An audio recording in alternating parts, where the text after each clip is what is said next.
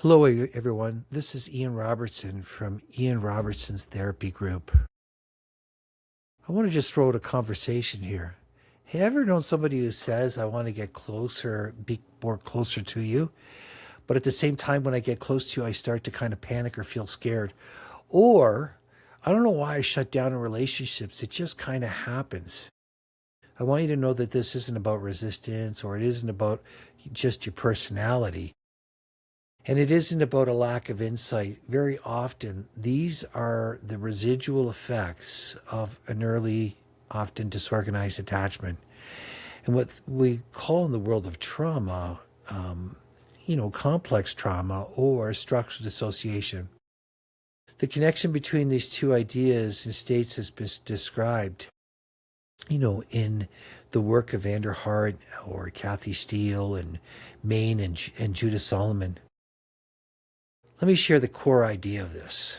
Disorganized attachment happens when the caregiver is both perceived as the source of safety and also at the same time the source of fear. For an infant, this creates a very impossible situation. I have to go to you to survive, and I have to get away from you to survive. Survival systems say escape, both for going towards and going away. Baby can't solve this paradox, and the attachment system is really developing from the stage of 0 to 9. So this is a very challenging paradox to actually resolve. The nervous system does something that's kind of remarkable to survive. It divides the experience. One part of the infant continues to seek connection and function and kind of be able to experience love. The other part, it holds the terror, the freeze, the defensive survival responses. This is the earliest developmental forms of what we understand in the theory of structural dissociation to be the part that wants to seek connection, function, and live on with daily life as the apparent normal part of the personality, the AMP. There's another part that is developed from the fear response, which is the emotional part, and that part holds the fear, the terror, and the survival. And this happens before language or even before memory, even before the coherent sense of self is developed. So the child doesn't form a story about necessarily what happened because it's also, again, preverbal.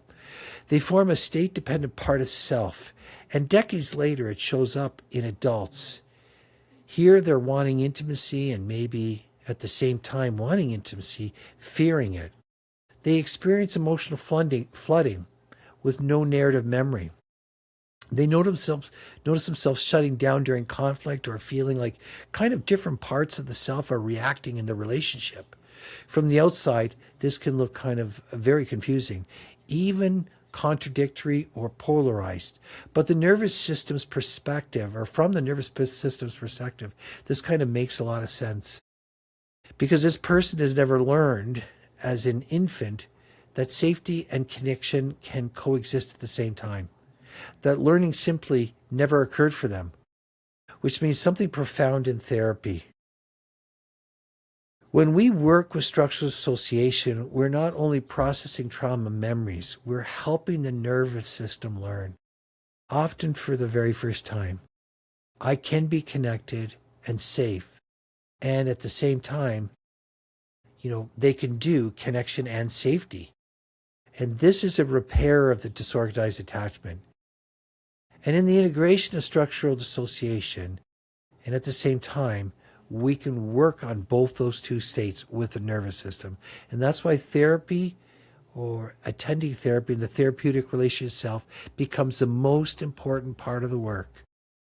I want you to know that it needs another person to experience this, to work through this connection between the fear response and integrating that into the nervous system to also stay present and learn with somebody else that it can be safe.